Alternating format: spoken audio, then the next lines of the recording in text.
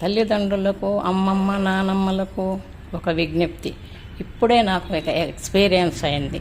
ఇప్పుడు పిల్లలకి మనము ఒరిజినల్ ఇంటెలిజెన్సు మన ఇంట్లో ఉన్న వస్తువులతో ఎలా నేర్పాలో చూద్దాం. ఇప్పుడు చూడండి, ఇది హైట్ వారీగా పెట్టమనడం. ఫస్ట్ 3 వస్తువులతో 2 వస్తువులతో స్టార్ట్ చేసి 4 దాకా వెళ్ళొచ్చు అన్నమాట. 5 దాకా కూడా వెళ్ళొచ్చు. ఇలా ఫస్ట్ ఒకటి పొడవు పొట్టి నేర్చుకున్నారు కదా, ఇప్పుడు సీక్వెన్స్లో పెట్టమనాలి. ఇలా అంటే వాళ్ళు వెంటనే చేయలేరు, ట్రయల్ అండ్ ఎర్రర్లో చేస్తారు. నేను ఊరికే చూపిస్తున్నాను, మీరు వాళ్ళ ముందర వేసేసి పెట్టమని చెప్పాలి, అప్పుడు నేర్చుకుంటారు. తర్వాత యాక్టివిటీ వాళ్ళని అందరినీ అన్స్క్రూ చేయమనాలి, అంటే మూతల బాటిల్ తీసేయమనాలి, మూతలు తీసి పెట్టమనాలి. ఇలా తీసి పెడతారు కదా, మళ్ళీ అన్నీ కలిపేసి మనము బాటిల్స్ కొంచెం మార్చేసి ఆ మూతలన్నీ మళ్ళా పెట్టమనాలి. అప్పుడు మళ్ళా వాళ్ళు ట్రై చేస్తారు, రంగులన్నా మ్యాచ్ చేస్తారు. మళ్ళా ట్రయల్ అండ్ ఎర్రర్ అవుతుంది.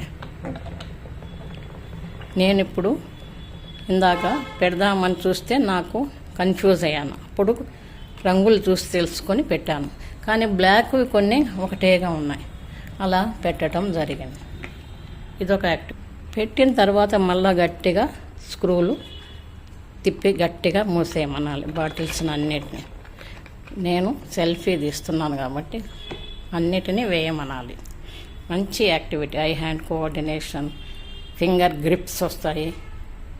ఇలాంటి యాక్టివిటీస్ ఖాళీ సమయాల్లో అమ్మమ్మలు, నానమ్మలు, తాతయ్యలు లేదు తల్లిదండ్రులు కూర్చొని చేస్తూ ఉంటే పిల్లలతో అవినాభావ సంబంధం ఎక్కువ ఏర్పడుతుంది.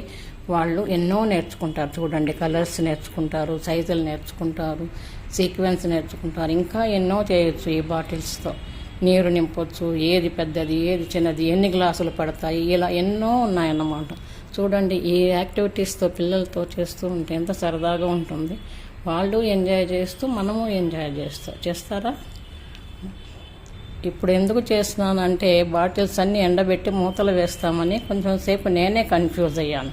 అందుకని జ్ఞాపకం వచ్చింది. నాకు ఓల్డ్ ఏజ్ కదా, అందుకని పిల్లలకి ఇలా చేస్తే బాగుంటుందని నాకు ఒక ఊహ వచ్చి చేస్తూ ఉన్నాను.